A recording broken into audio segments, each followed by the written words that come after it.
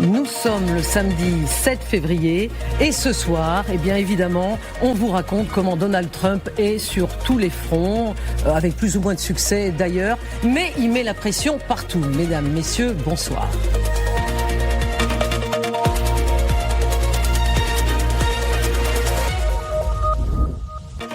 Ce soir, autour de la table, nous avons Ludmila Titeva. Ludmila, bonsoir, ravie de vous revoir. Vous êtes chroniqueuse chez E-Radio, consultante en politique publique. Gallagher Fenwick, bonsoir Gallagher. Bonsoir Anne. Vous êtes grand reporter spécialiste des questions internationales habitué du samedi soir. Général Richoux, bonsoir. Vous avez mis votre pochette rouge. Que cela signifie-t-il ? Pas grand-chose. Non, que du bien, je pense, que du bien.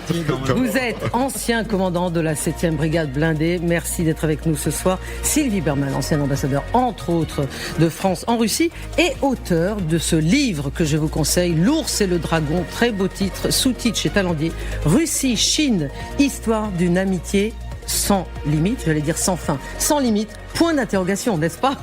Bonsoir. Voilà, tout est dans le point d'interrogation. Et enfin, Benoît Bihan. Bonsoir, Benoît. Bonsoir. Vous êtes historien militaire, spécialiste des questions stratégiques et auteur, vous aussi, d'un livre, Conduire la guerre, entretien sur l'art opératif aux éditions Perrin. Ce soir, je vous le disais à l'instant, Donald Trump, bien sûr, met la pression sur tous les fronts et nous reparlons de l'Ukraine, justement, puisque sur l'Ukraine, on vous en dit quelques mots d'ailleurs avant de détailler les autres fronts plus tard. En Ukraine, Donald Trump, à propos de l'Ukraine, Donald Trump a parlé, a fait des commentaires sur les négociations qui sont en cours à Abu Dhabi. C'était cette semaine, donc non loin des autres négociations à propos du Moyen-Orient. On va y venir. Et voici ce que Donald Trump a dit. Évidemment, c'était dans son avion Air Force One cette nuit, comme d'habitude. Nous avons eu des discussions très fructueuses concernant la Russie et l'Ukraine. Il se pourrait que quelque chose se passe. Alors, je vous avais pas dit que ça serait court à ce point, Gallagher Fenwick, il se pourrait que quelque chose se passe. Franchement, là, c'est vraiment c'est du teasing, c'est un cliffhanger phénoménal. Que veut-il dire ? Parce que ensuite, dans quelques instants après notre publicité, nous allons évidemment revenir en détail sur ce quelque chose et sur les dates évoquées par Donald Trump, mais vous pouvez déjà en dire quelques mots. La première chose, c'est que pour la première fois, Russes et Ukrainiens pourraient se voir sur le sol américain à Miami. Oui, la semaine prochaine. Okay, voilà.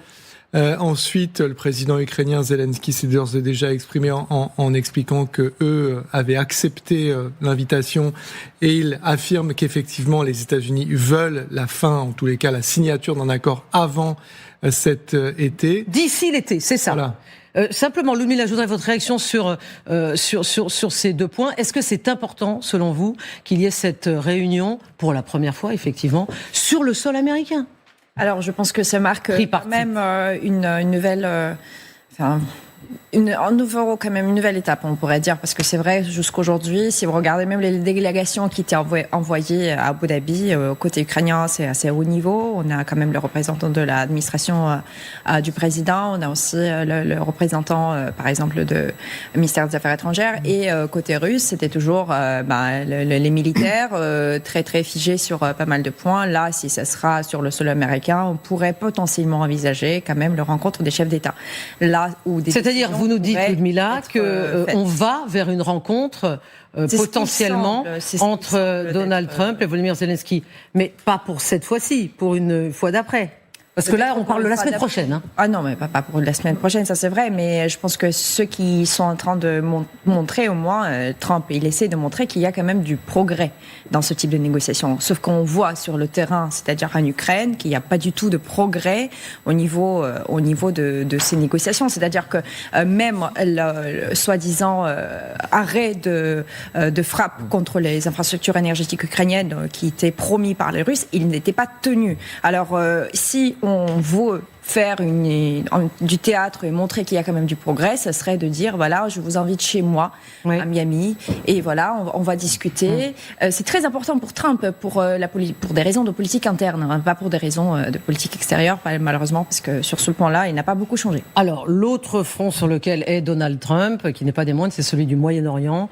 Et au Moyen-Orient, vous savez que Donald Trump répète depuis un certain nombre de jours que l'armada arrive, qu'elle est là, etc., qu'elle va arriver, qu'elle est puissante, que c'est la plus grande des États-Unis, la plus puissante du monde d'ailleurs.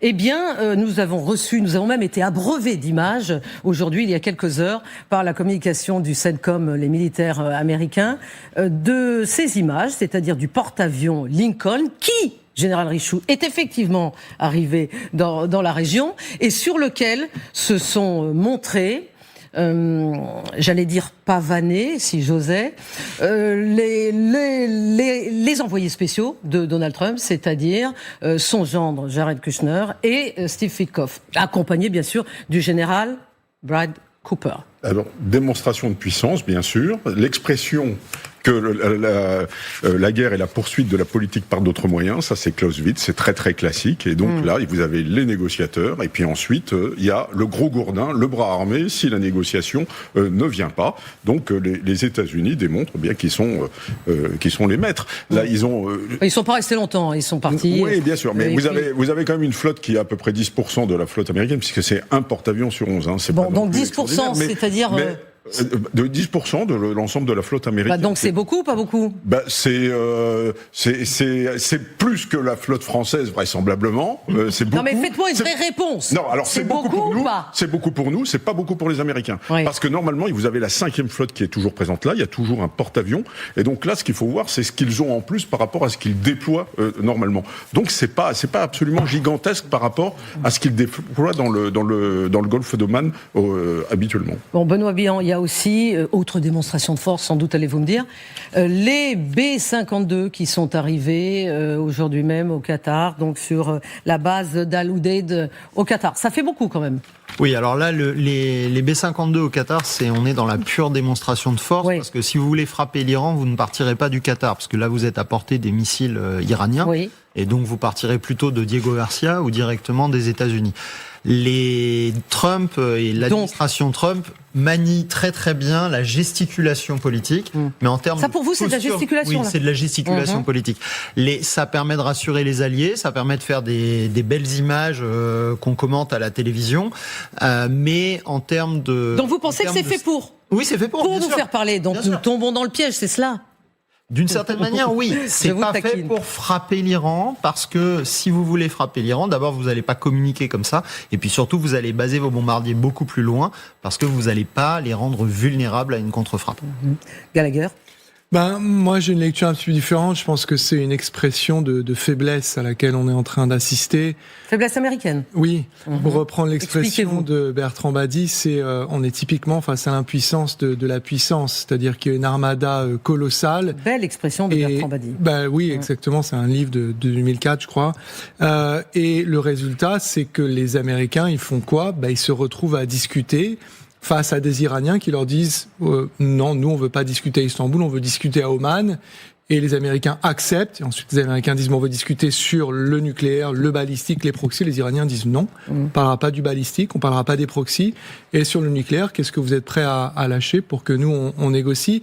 Donc l'équation à laquelle les États-Unis sont confrontés sur la question iranienne est extrêmement compliquée, et Donald Trump est dans une situation qu'il déteste, pour reprendre une expression qui est chère, parce qu'il est loin d'avoir toutes les cartes en main. Oui. C'est peut-être pour ça qu'il hésite. Hein.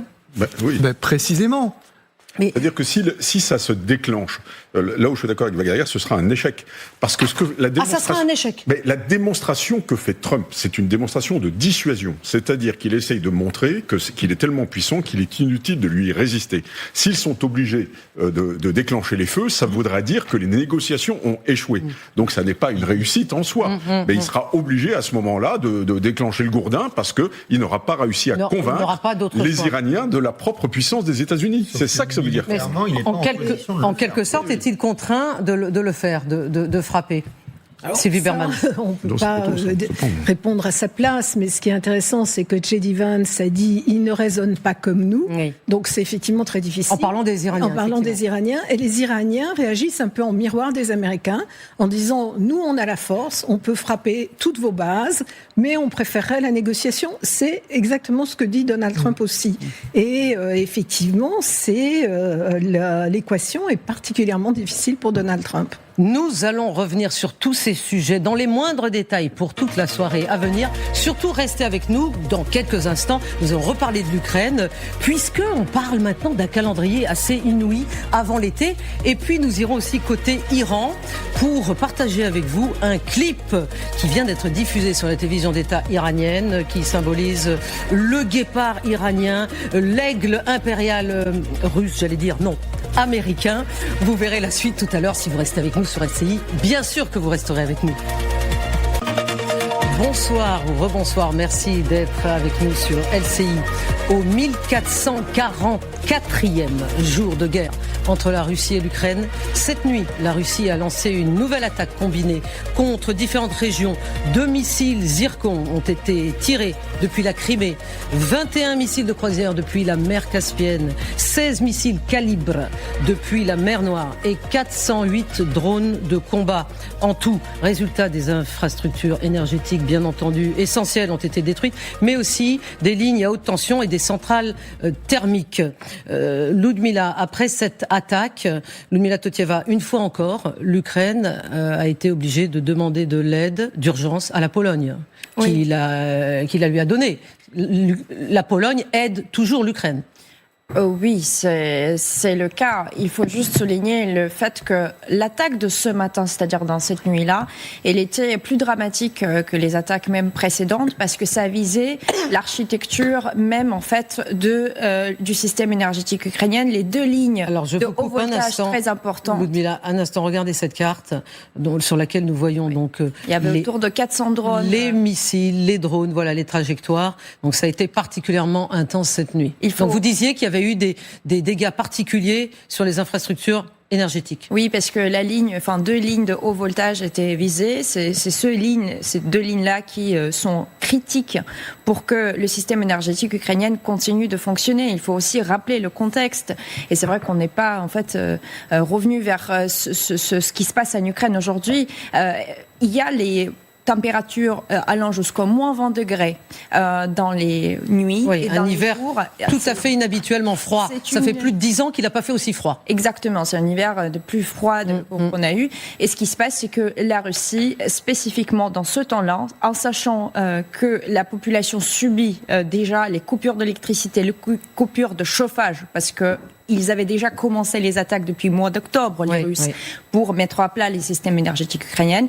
Ils ont réattaqué de nouveau, c'est-à-dire on répare dans les conditions inhumaines où vous avez tout qui est... Et ça ne sert à rien puisque c'est réattaqué. Et c'est réattaqué le lendemain. Et en plus, ça va à l'encontre de toutes les déclarations de Trump, de Poutine, comme quoi il y avait une sorte de trêve sur les frappes contre les infrastructures énergétiques. C'est faux. Ce qu'on voit, c'est que Trump est en train d'échouer, de contraindre Poutine à s'arrêter en Ukraine, et pas que en Ukraine. D'ailleurs, je trouve que, franchement, Trump, il échoue sur pas mal de plans, mais en Ukraine, c'est flagrant. Vous avez les populations, aujourd'hui, j'ai parlé avec des amis, ils avaient l'électricité juste pendant une seule heure. Et il a dit, moi, j'ai pas pu en 24 faire tout ce qu'il faut, parce que après cette attaque-là, les systèmes de coupure d'électricité sont passés dans un système d'urgence. Ce qui se passe, c'est qu'après chaque frappe, vous avez tout un système qui est mis en place pour les réparages et pour compenser les déficits dans le système énergétique. Alors, dès que ça c'est fait, il y a plusieurs choses qui rentrent en jeu. C'est les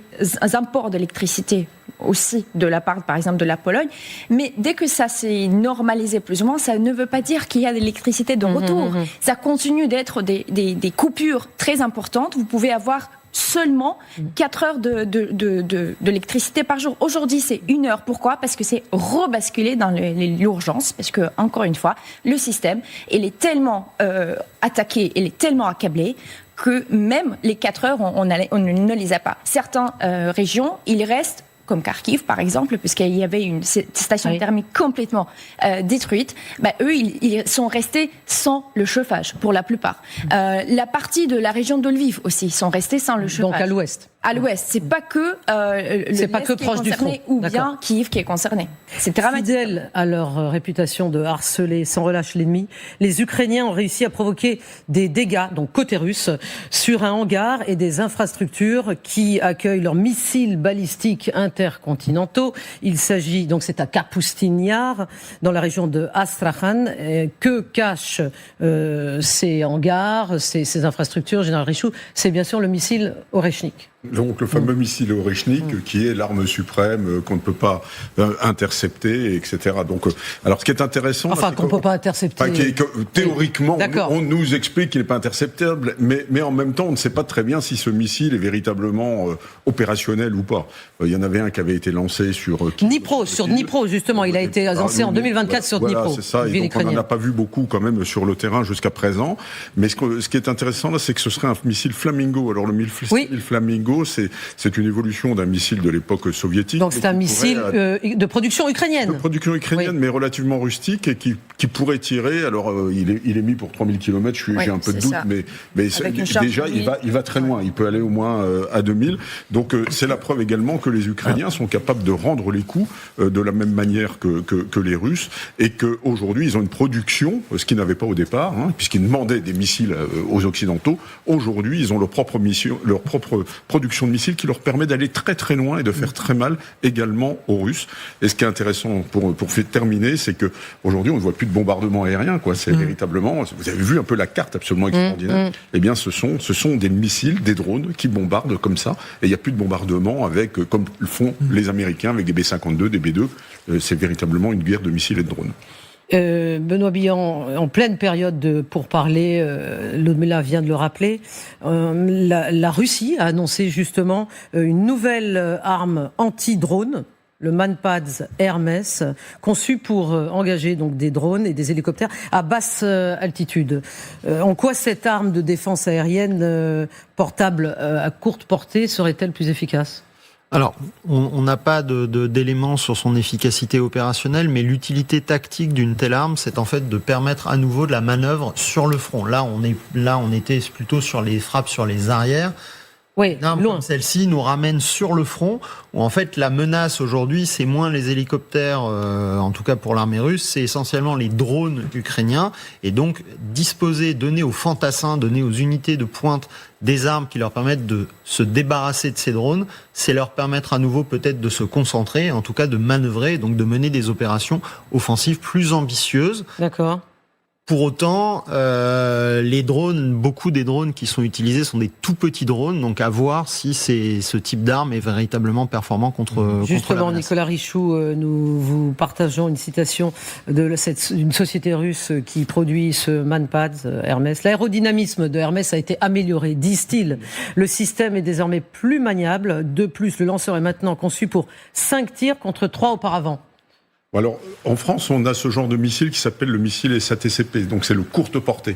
Parce que quand vous voulez avoir une bulle, vous avez courte, moyenne et longue portée. Longue portée, c'est le Patriot. Après, vous avez tout ce qui est intermédiaire. Et là, donc là, c'est courte portée.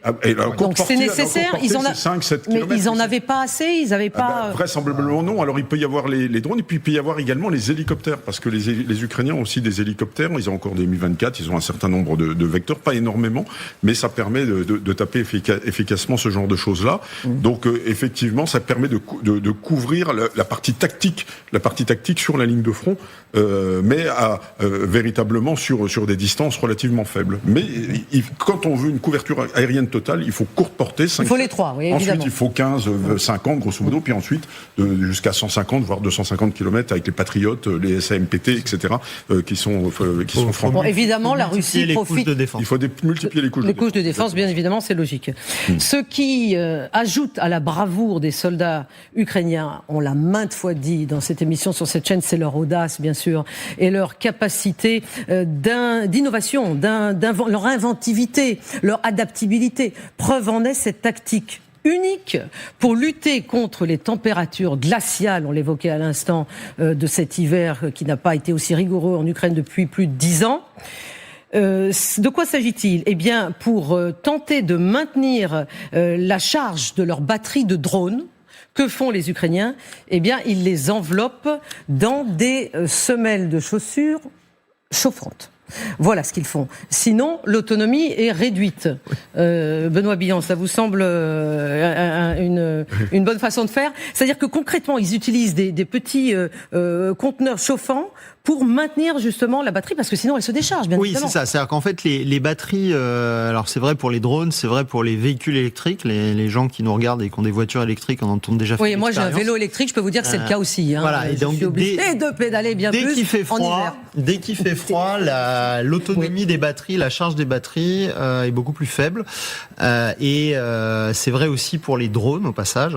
C'est donc maintenir la batterie au chaud le plus longtemps possible permet d'optimiser sa performance et donc d'avoir le meilleur rendement possible dans une situation où effectivement le climat est pas du tout favorable. Au passage, ça illustre aussi les limites du tout électrique sur lequel en Europe on se repose de plus en plus et qui pourrait nous réserver quelques surprises s'il fallait l'utiliser en temps de guerre.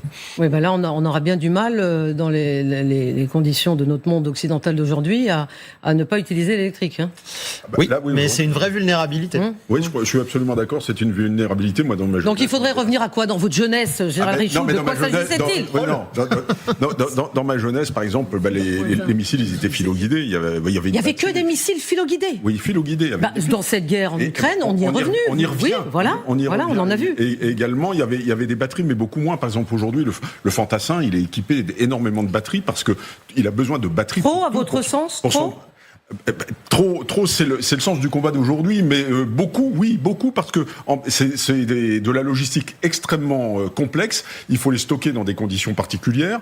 Dès qu'il fait très froid, parce qu'on n'est pas, nous, une armée qui est prévue pour le combat très froid, à part la 27, qui est prévue pour la montagne, les autres, c'est quand même le climat un peu tempéré de Centre-Europe. C'est pas du tout le climat ukrainien. Eh bien, effectivement, ça peut diminuer considérablement les capacités de combat des armées si véritablement on a moins 15 pendant 2 mois. D'accord, Sylvie Berman. Non, c'est vrai, mais en même temps, les Japonais et les Chinois ont des produits qui protègent pendant des heures du froid, qui produisent de la chaleur. Moi, je les ai utilisés en Sibérie. Vous avez utilisé les produits chinois en Sibérie? Oui. Quand vous aviez froid aux mains, Sylvie Berman. C'est ce qu'on est en train de comprendre. Bien sûr, mais ça dure longtemps. Ça produit de la chaleur. C'est vrai. Mais il y a 20 ans, il y mais quand même beaucoup moins de batteries. Mais bien sûr, moi j'ai été dans l'armée canadienne. On est batterie dépendant. On était par moins 40 et ils ont des huiles spéciales. Et très très curieusement, on ne met pas l'armement à l'abri, on le laisse dehors dans son huile. Parce que sinon, il y a condensation. Et puis après, ça. Donc alors on a appris ce soir que vous étiez dans l'armée aussi canadienne. J'étais un petit peu embedded dans l'armée canadienne. Dans les mauvaises langues en Irak, disait in bed with. C'était. Je me souviens quand j'étais justement en Irak et que moi je n'étais pas embedded du tout. J'étais sur le terrain parmi les civils. Ludmilla, vous vouliez ajouter quelque chose? Oui, c'est vrai que en fait aujourd'hui les drones sont omniprésents et ils restent quand même un outil majeur pour tout ce qui est par exemple chasser les fantassins qui se prennent en fait des positions dans les villes, ils se cachent dans les maisons. C'est capital en fait de pouvoir les chasser par exemple de ces positions-là.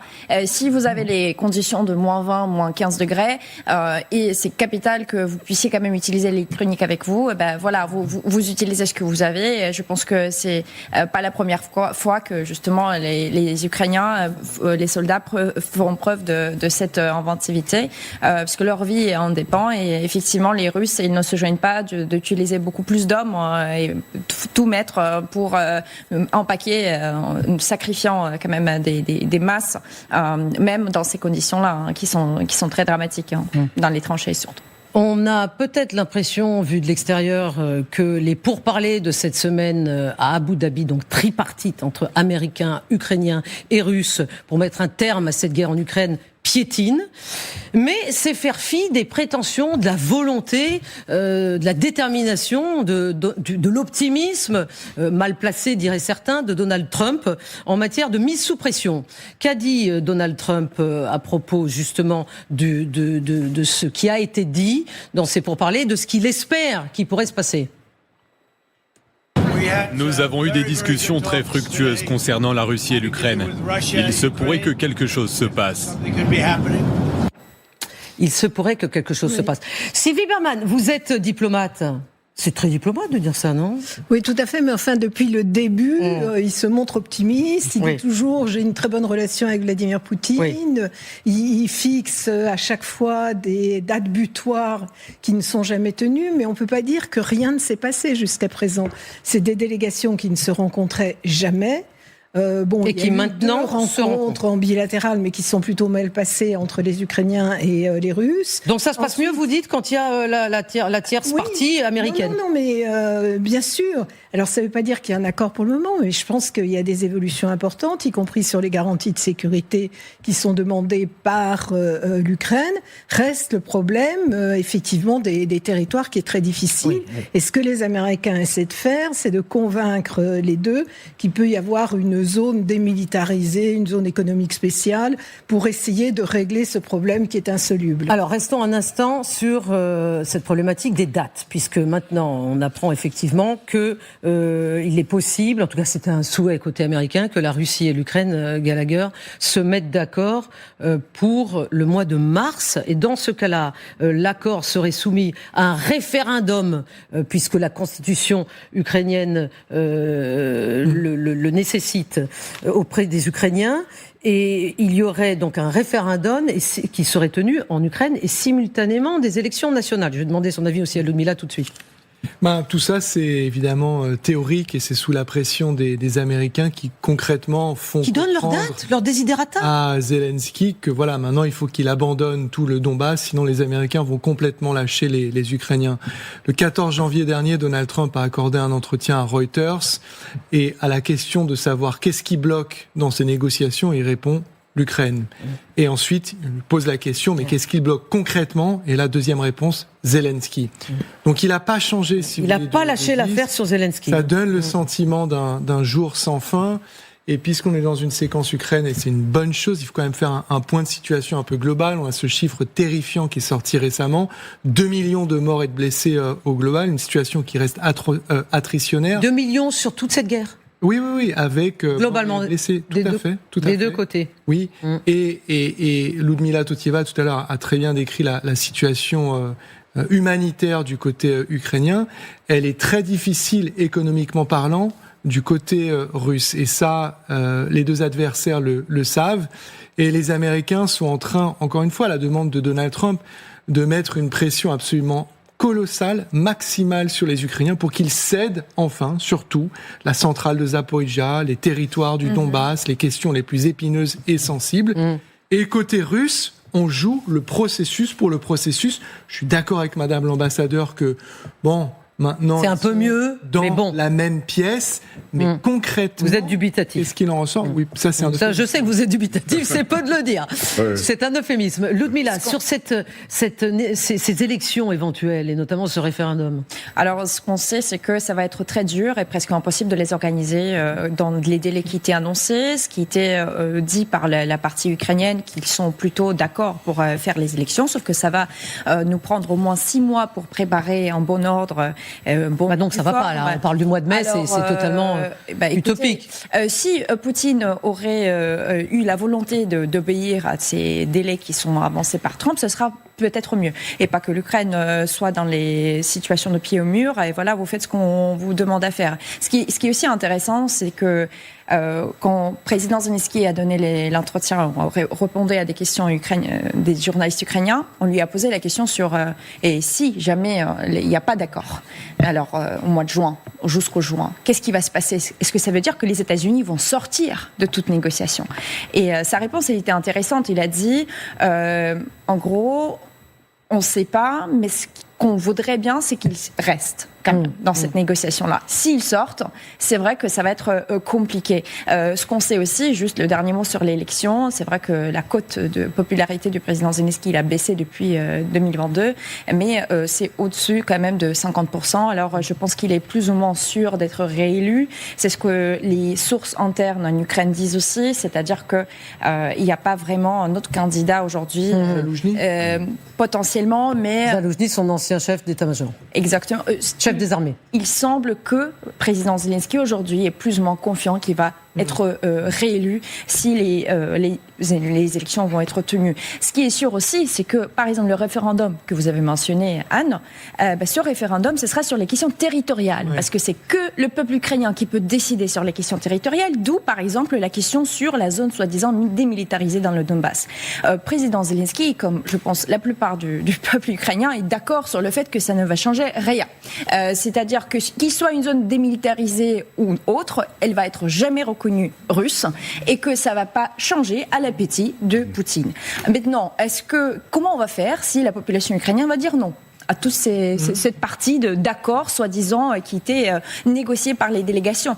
Voilà, c'est ça la question, et je pense qu'on ne va pas en sortir très facilement, surtout que les Russes lâchent pas l'affaire de Zaporizhzhia, c'est-à-dire de la centrale nucléaire. Plus encore, ils ont dit, maintenant, ils ne sont pas d'accord du tout que les Américains récupèrent l'énergie et distribuent 50-50 entre l'Ukraine et la Russie. Ils ont dit non, c'est que nous, les Russes, qui vont pouvoir gérer la centrale et vendre l'électricité à l'Ukraine. Vous vous imaginez? Alors, c'est pour dire que les Russes n'ont pas changé. Ils veulent que Zelensky parte. Trump veut que Zelensky parte. Et la Russie veut que l'Ukraine se plie. Oui. Parce que l'Ukraine gêne les États-Unis. Elle gêne vraiment, parce que si l'Ukraine et les Ukrainiens plutôt étaient pas là, franchement, on serait déjà sortis dans une autre manière. Ça serait plus simple, sous-entendu. Oui, pour lui, oui, mais pas pour l'Europe. Évidemment, surtout. Sylvie Berman. Et en même temps, Zelensky, qui est réaliste, dit qu'il n'y a pas d'alternative à la médiation européenne. À la médiation américaine. Exactement. Il ménage la chèvre et le chou, bien évidemment, Zelensky. Parce que les Européens ne peuvent pas. Ils ne peuvent pas aider. Remplacer les Américains. Ils ne peuvent pas remplacer les Américains. C'est pas eux qui peuvent aider à un processus. Oui, d'ailleurs. Je vous sens très remonté, là, Ludmilla. Vous êtes très remonté face à cette situation. Que Trump n'arrêtera pas. C'est-à-dire qu'il peut y avoir une pause, il fera autre chose, il s'intéressera à une autre région du monde. Et il y reviendra. Il veut un accord sur l'Ukraine. Moi, je crois que le calendrier tel qu'il est donné là est irréalisable. Non, mais franchement, moi, je n'y crois même pas une simple seconde, véritablement. Volodymyr Zelensky, pour plaire aux États-Unis, a parlé du mois de juin. On parle des territoires. Bien sûr, il y a les territoires. Ils ne vont pas abandonner les territoires qui n'ont pas perdu militairement. C'est la première fois dans l'histoire, je pense que ça se ferait, ça, quasiment. Et puis, on ne parle toujours pas des garanties de sécurité. Non. Et les garanties de sécurité, c'est quoi si jamais on fait l'appel ? Comment on s'assure que dans 5 ans, dans 10 ans, la Russie ne remet pas le couvert quand elle aura reconditionné son appareil militaire? Donc tout ça, ça ne tient pas la route. En revanche, effectivement, la nouveauté, c'est qu'ils se parlent directement. Et ça, c'est peut-être intéressant, mais je pense qu'on est sur un cycle long de négociation. Et en aucun cas sur un truc qui va se régler en temps médiatique, parce que c'est ça. Le temps médiatique n'est pas le temps diplomatique, c'est pas le temps militaire. Oui. La seule chose qui ressort de ces négociations, c'est qu'il y avait pour la première fois depuis octobre en échange de prisonniers de guerre, 157 personnes ukrainiennes, il est échangé. Depuis octobre, ils ne voulaient pas, les Russes, échanger quoi que... Pourtant, les échanges de prisonniers, Ludmilla, c'est ce qui a existé depuis le début de la guerre. Mais c'est le seul domaine dans lequel les deux parties se parlent. Et sauf qu'il y avait une énorme pause depuis le mois d'octobre, avec le président Zelensky répétant plusieurs fois qu'il n'y a pas de volonté de la part des Russes de faire cet échangage-là. Le fait qu'il y avait cet échange-là, je pense que ça a un effet sur des familles d'une manière très concrète. Grâce aux intermédiaires des Émirats Arabes Unis, également. Tout à fait. Mais également Trump, c'est Reuters qui cite cela, Benoît Billon. Trump, le danger, c'est qu'il se concentre sur la politique intérieure, justement, avant les élections de mi-mandat.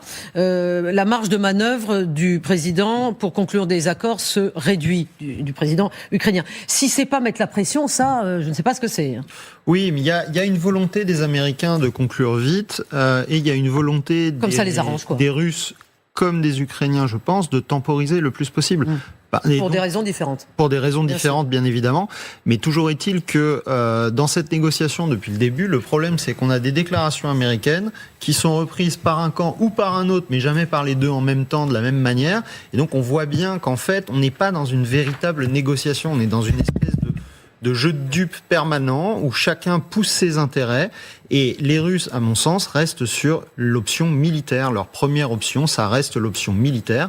Et donc, la négociation leur sert à gagner du temps, à temporiser pour continuer d'user les infrastructures ukrainiennes, pour continuer d'user l'armée ukrainienne et pousser une solution militaire qui rendrait leur conquête du Donbass à minima et peut-être plus complètement, en ferait un état de fait sur le terrain. Oui, l'imposer. Et ils pourraient l'imposer de cette manière-là. Ils n'ont pas renoncé à leur but de guerre. Ils veulent renverser le gouvernement ukrainien. Donc à partir de là, Trump pousse, mais en fait le problème c'est que les Ukrainiens temporisent en allant dans son sens pour ne pas perdre les Américains, et les Russes temporisent pour eux gagner du temps pour leur option militaire. Donc, d'accord. Je ne crois pas qu'il y aura une solution diplomatique à cette guerre. En tout cas, la diplomatie se poursuit. Ce n'est pas Sylvie Bermann qui dira le contraire. Elle est nécessaire. D'ailleurs, je suis d'accord avec elle. La semaine prochaine, une réunion aura donc lieu entre les Ukrainiens et les Russes aux États-Unis, donc avec l'intermédiaire des Américains. Et effectivement, ça ne s'est jamais produit sur le territoire américain, donc affaire à suivre. Je voudrais accueillir sur ce plateau Didier Idjadi. Didier Idjadi, bonjour, puisque nous passons à la thématique du Moyen-Orient. Ravi de vous revoir. Didier Idjadi, vous êtes sociologue, vous êtes universitaire et réfugié politique iranien. Oui, asseyez-vous, les fauteuils sont assez compliqués. on vous laisse, le temps que je fasse l'introduction, vous serez convenablement assis. Si l'administration de Donald Trump et ses stratèges du Pentagone élaborent justement des plans d'action en Iran sans que leur but ultime soit véritablement clair, décidément rien ne va plus puisque mon oreillette est en train de tomber. Les Iraniens, eux aussi, ont développé une vision d'une guerre contre les États-Unis. C'est-à-dire qu'ils envisagent cette guerre contre les États-Unis et qu'ils essayent d'élaborer des divers scénarios. Nous sommes à Téhéran avec Siavosh Ghazi. Siavosh Ghazi qui habite à Téhéran et qui travaille pour plusieurs médias, dont France 24 et RFI. Siavosh, quelle est la position justement du gouvernement iranien ? Le pouvoir est inflexible par exemple sur les capacités de défense de l'Iran. Abbas al-Araghchi l'a réaffirmé aujourd'hui encore. Pas question de discuter du programme balistique, des missiles iraniens, de réduire, comme le demandent les Américains, la portée des missiles iraniens. Ici, les responsables du pouvoir rappellent souvent ce qui s'est passé en Libye, où lorsque Muammar Kadhafi a accepté de réduire la portée de ces missiles pour les réduire à moins de 300 km pour ne pas pouvoir atteindre le territoire européen. Et ensuite, on a vu ce qui s'est passé donc avec les bombardements des pays européens et les États-Unis, qui ont mis fin à son régime plus tard. Merci Siavosh Ghazi en direct de Téhéran. Donc c'est via une agence de presse évidemment d'État affiliée au corps des gardiens de la Révolution d'ailleurs que nous apprenons ce que les dirigeants iraniens envisagent.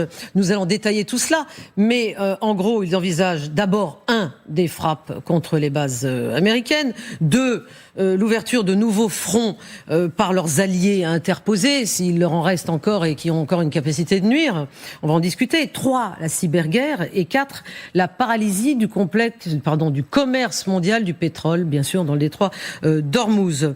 Didier Idjadi, on va tout détailler. Mais écoutons d'abord ce qu'a dit le ministre des Affaires étrangères iranien, monsieur Araghchi, qui était lui-même, puisque tout se passe dans le golfe arabo-persique.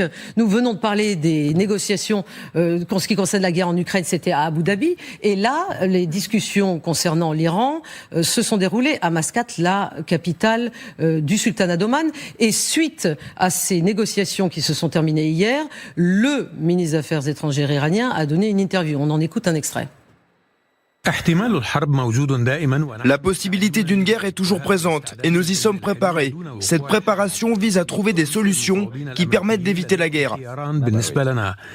J'ai dit hier aux négociateurs américains, vous avez 2 options avec nous, la guerre et la diplomatie. Notre option est la diplomatie, mais nous sommes encore mieux préparés qu'auparavant pour les 2 et nous espérons que les États-Unis choisiront la diplomatie. Si les États-Unis lancent une attaque contre nous, nous n'avons pas la capacité d'attaquer leur territoire. Nous attaquerons donc les bases américaines dans la région. Cela entraînera toute la région dans la guerre. Nous n'attaquerons pas les pays voisins, mais plutôt les bases américaines. Il y a une différence significative entre les 2. Bon, c'est un diplomate iranien que tout le monde dit aguerri et grand professionnel, surtout quand il se retrouve face à Steve Witkoff, qui n'a pas cette expérience en diplomatie, et Jared Kushner. D'ailleurs, on dit la même chose de Steve Witkoff et Jared Kushner quand ils sont face à des diplomates russes.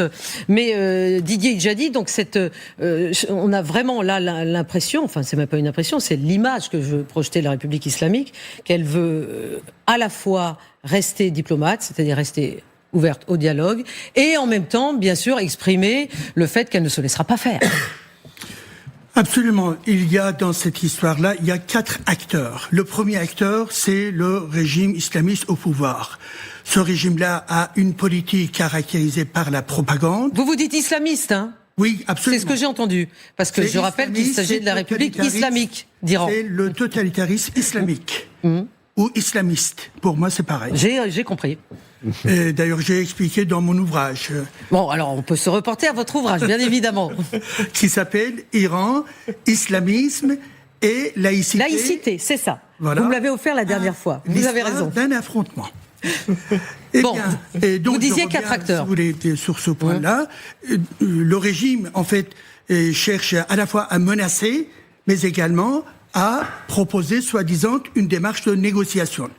Mais la démarche de négociation proposée par le régime, cela a été répété également par un certain nombre de parlementaires, aujourd'hui, ça a un sens. Ils disent, le champ de la diplomatie fait partie de notre champ de la guerre. Le champ de la diplomatie fait partie du champ de la guerre. Donc, effectivement, ce qui est important, c'est de s'opposer directement face aux Américains, car les Américains, ils ont un autre type d'objectif. Donc, le régime iranien, pour se maintenir au pouvoir, réprimer les masses, les Iraniens, mais également faire effectivement des tensions au niveau du Moyen-Orient, etc. Deuxième élément, ou deuxième acteur, pardonnez-moi, c'est les Américains. Les Américains, qu'est-ce qu'ils ont comme objectif ? Leur objectif, c'est de voir effectivement, de complètement arrêter la démarche donc du régime dans le domaine nucléaire. Donc les 4 ou 5 le programme, les installations nucléaires évoquées. Disons l'acteur suivant, c'est Israël. C'est Israël, évidemment, qui propose d'une certaine manière d'aller effectivement à la fois des frappes très très qui essaye de pousser aux frappes et également voire également tuer Khomeini. Et enfin le 4e acteur, c'est la nation iranienne avec son élite, avec l'ensemble disons des manifestants à l'étranger et également les manifestations en Iran. Pour le 3e, le 4e acteur, ils veulent en finir avec le régime islamiste au pouvoir là. Et donc ils se sont. Vous parlez du peuple iranien, bien évidemment. Donc du modèle israélien que le modèle, disons, américain, même s'il y a des points de convergence, mais il y a effectivement cette inquiétude pour qu'il y ait un compromis entre, disons, Américains et puis le régime. Enfin, pour le moment, la population iranienne a été tellement réprimée qu'elle ne descend plus dans la rue manifester. Pour le moment. Mais n'oublions pas, il y a en tout cas moins que précédemment. Voilà. Bien évidemment, réprimé dans le sang, avec un chiffre de morts gigantesque dont on ne connaît pas véritablement l'ampleur. Tout à fait. En tout cas, en matière de communication, la télévision d'État iranienne ne lésine devant rien. Elle vient de diffuser un clip que nous ne résistons pas à l'envie de vous le montrer, spécialement pour cette veille de guerre, je dirais.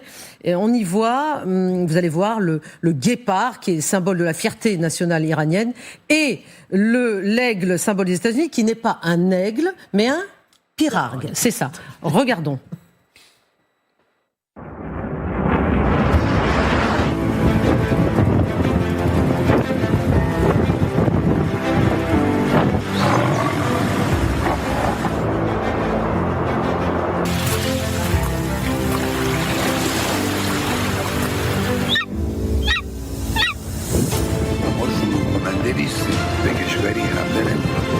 اما در مقابل اون کسی که طمع داشته باشه حمله بخواد بکنه اذیت بکنه ملت ایران مشت محکمی خواهد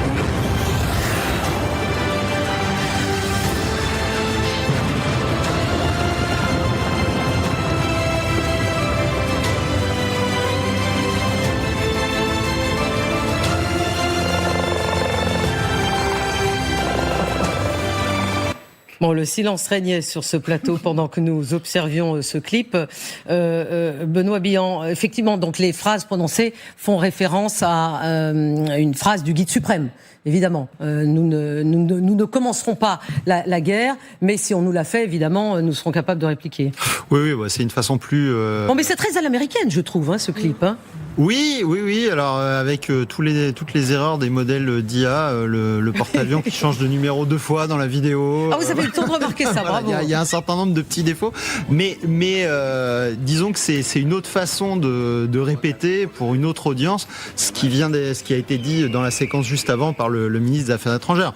Autrement dit, l'Iran privilégie la voie diplomatique, mais en même temps, ils installent une rhétorique de dissuasion vis-à-vis des États-Unis s'ils voulaient frapper. Donc on est sur la ligne politique, la ligne diplomatique iranienne est assez claire, et donc ils utilisent divers canaux. Donc celui-là est un petit peu ridicule d'une certaine manière, mais permet de faire passer le message assez simplement malgré tout. En tout cas, Galga Fenwick, la riposte iranienne, le but de la riposte éventuelle iranienne serait bien évidemment d'étendre le champ de bataille au-delà de ses frontières, immédiatement. Et ça, c'est une menace qui résonne, et c'est pour ça qu'on voit un tel aréopage de pays qui se précipitent pour rappeler Washington, je pense aux Égyptiens. Pour essayer de faire désescalader, bien évidemment. Aux Qatariens, aux Turcs, également aux Pakistanais, même les Émirats Arabes Unis, ne veulent pas... Tout le monde dans la région, sauf Israël.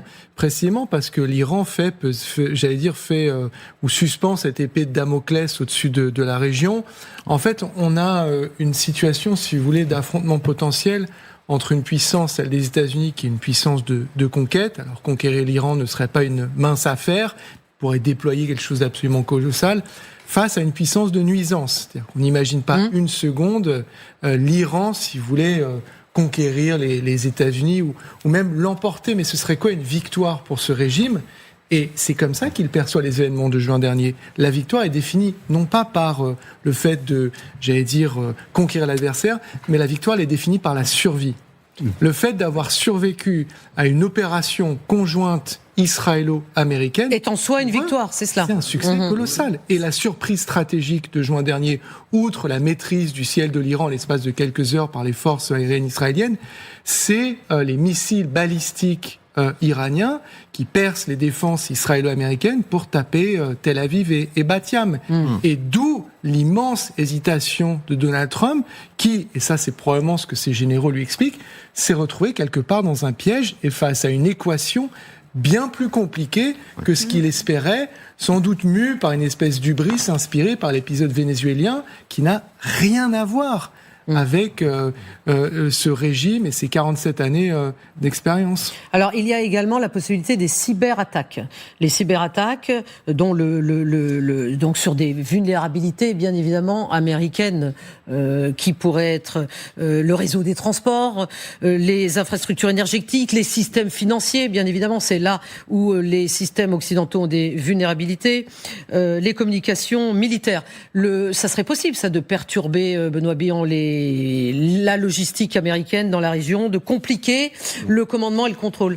Perturbé, oui, mais ça aurait un effet extrêmement limité et en tout cas temporaire. On a un exemple de l'effet limité des cyberattaques, c'est l'Ukraine. L'Ukraine a été cyberattaquée de manière répétée par les Russes depuis 2022 et ils ont réussi à s'adapter en permanence.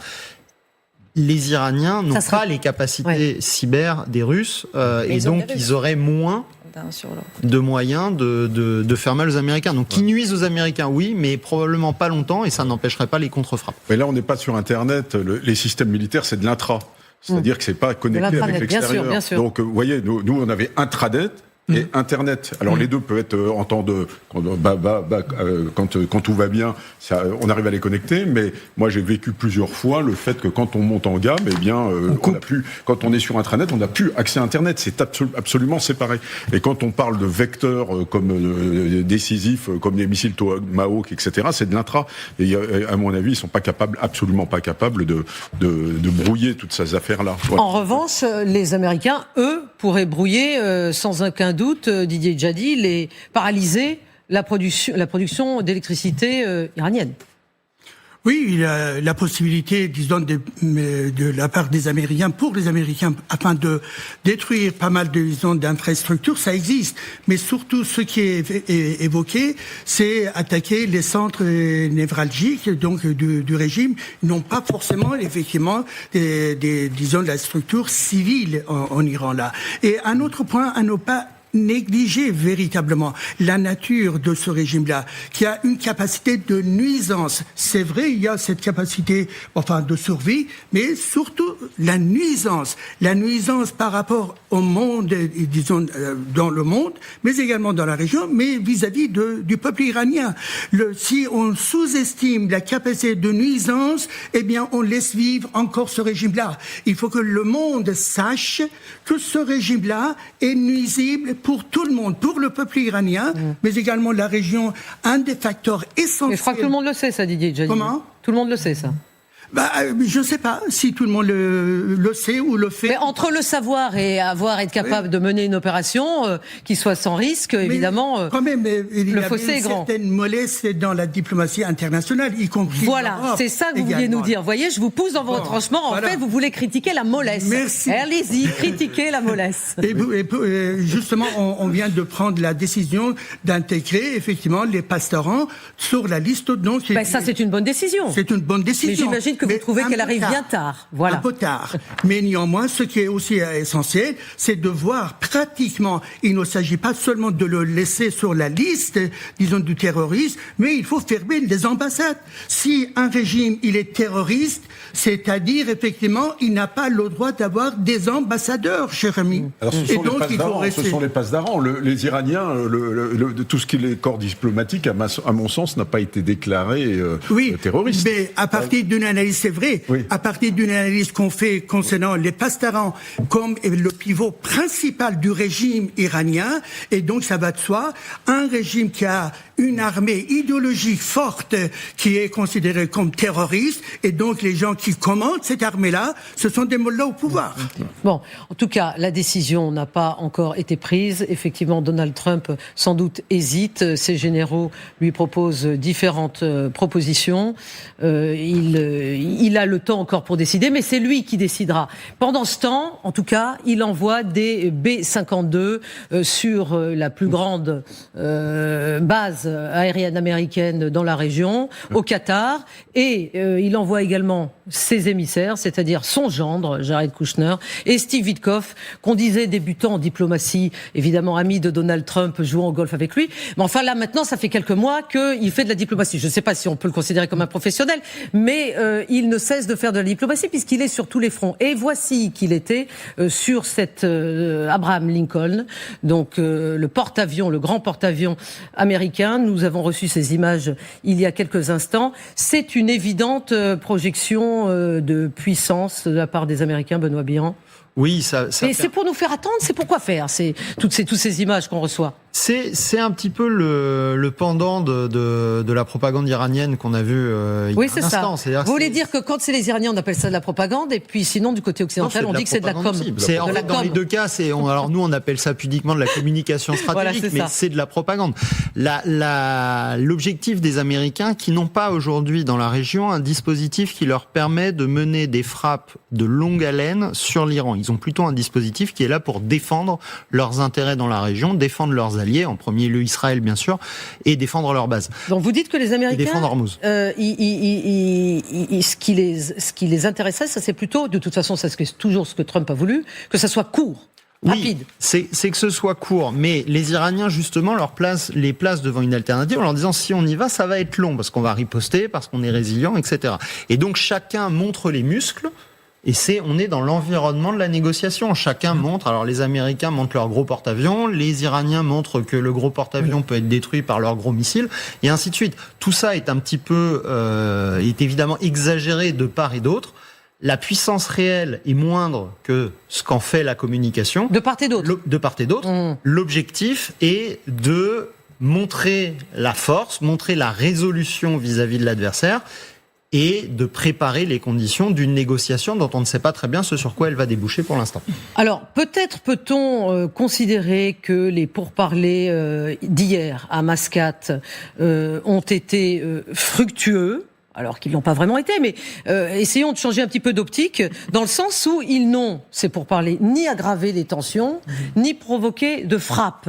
Au summum de son art du deal, Donald Trump poursuit inlassablement sa méthode, c'est-à-dire ne rien lâcher, contraindre à céder sur tous les fronts. Et cette nuit, à bord de l'Air Force One, il a encore enfoncé le flou, justement, sur le nucléaire iranien. Y a-t-il un accord sur le nucléaire iranien qui vous serait acceptable ? Oui, il y a un accord qui serait acceptable. La seule condition, d'emblée, c'est l'absence d'armes nucléaires. Si nous avions pu conclure cet accord il y a 2 ans, nous l'aurions fait. Mais ils n'étaient pas disposés à le faire. Aujourd'hui, ils sont prêts à le faire. Ils sont prêts à faire beaucoup plus qu'ils ne l'auraient fait il y a 1 an et demi.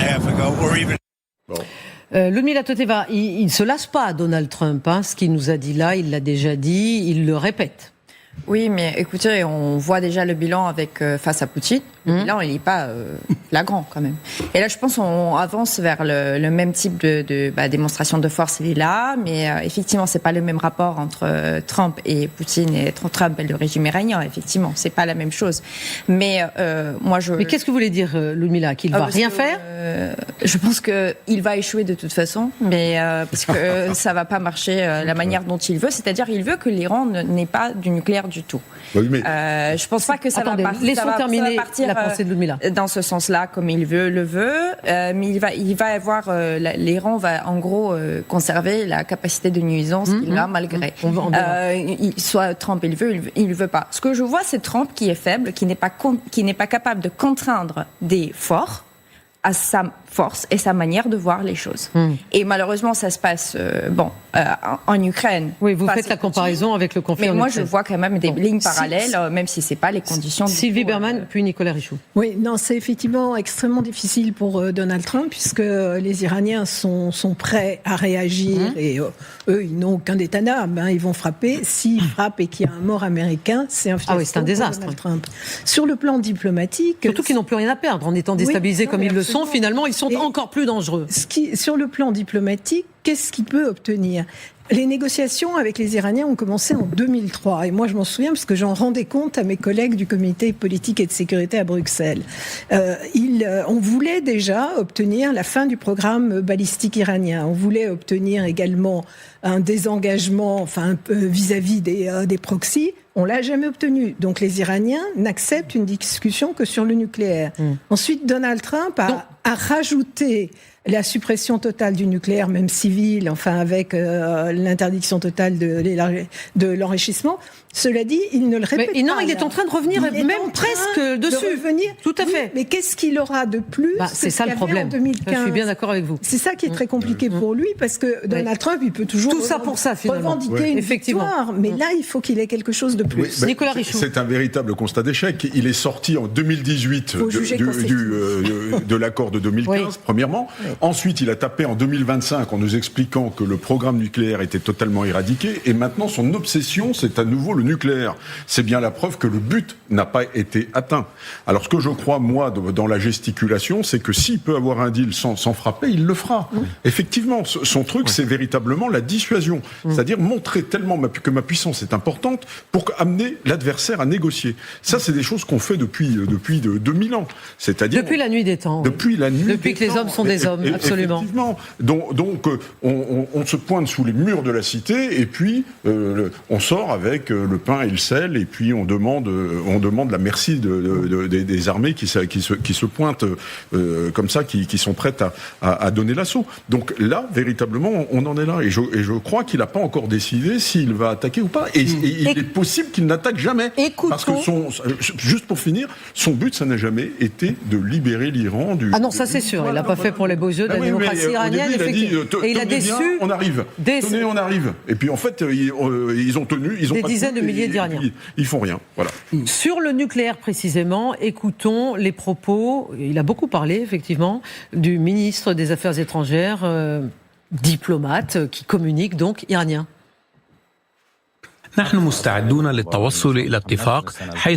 Lorsque je vous ai dit que c'était un bon début, je voulais dire que les négociations pouvaient se poursuivre de cette manière.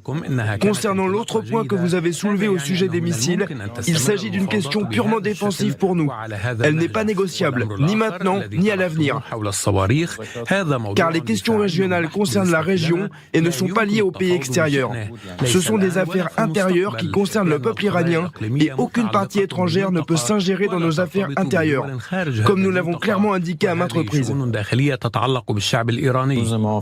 Les négociations d'hier ont porté exclusivement sur la question nucléaire. Les Américains n'ont abordé aucun autre sujet. Quant à l'absence d'enrichissement, cela ne fait pas partie de nos négociations. L'enrichissement est un droit inaliénable pour nous et il doit se poursuivre. Même en nous bombardant, ils n'ont pas pu le détruire, car la technologie ne peut être anéantie par les bombes. Nous sommes prêts à parvenir à un accord qui leur garantisse que l'enrichissement en Iran se fera de manière pacifique. Nous sommes prêts à cela. Alors là, c'est très intéressant ce qui se passe quand même, Gallagher-Fenwick. On a ce diplomate qui nous dit que tout ce qu'ils ne veulent pas obtenir, céder, les Iraniens, mais en même temps, ils laissent une porte ouverte. Donc on se demande quand même si un nouvel accord, qui serait un accord rapide, justement, pas du tout long à obtenir, pas du tout difficile à obtenir, qui serait comme une frappe, mais sous forme d'accord, c'est-à-dire très rapide, ne serait pas la porte de sortie idéale pour Donald Trump et finalement également pour les Iraniens. Et c'est exactement ce qu'il cherchait avec Vladimir Poutine. Et qu'il n'a pas obtenu avec Vladimir Poutine. Et c'est ça qui a mis Vladimir Poutine en position de force. Et c'est pour ça que Abbas Araghchi, vous le voyez tout souriant. Ce régime qui a massacré... Alors moi, j'ai pas de chiffres. Mais personne ne les a, Gallagher. La fourchette est entre... la plus basse. Donc il a fait massacrer des milliers. 6 000, c'est la plus basse, et on est à 35 000, 40 000 et le prix, dans leur fourchette haute. Le prix qu'il paye pour cela, c'est une invitation à Oman, après avoir refusé celle à Istanbul, où il se retrouve face au gendre du président, qui est censé être le plus puissant Donc c'est une récompense. Et à son copain de golf. Donc Araghchi, ministre iranien des Affaires étrangères, joue le rapport de force. C'est-à-dire, il dit, nous, on parle d'égal à égal avec les Américains. On n'est pas du tout en position de capitulation. On ne parlera pas des proxys, on ne parlera pas du balistique, on ne parlera pas des missiles balistiques intercontinentaux, on parlera d'enrichissement. Après, il y a un état de fait, et c'est là que Araghchi, qui a énormément d'expérience, vous l'avez dit, je reprends votre terme, chevronné en la matière, l'état de fait, c'est que le régime n'enrichit probablement quasiment pas aujourd'hui. Et donc, il dit, écoutez, on peut commencer par discuter du cadre, de l'éventuel format, de la discussion qui pourrait, in fine, mener à une négociation. Donc, c'est un processus qui est délayé et il est face à une administration qui ne fait pas dans les détails. Et si un sujet qui ne souffre pas l'approximation et la précipitation, c'est le nucléaire. Le JCPOA, c'est 2013 à 2015. C'est long. Vous aviez 2003 à 2015.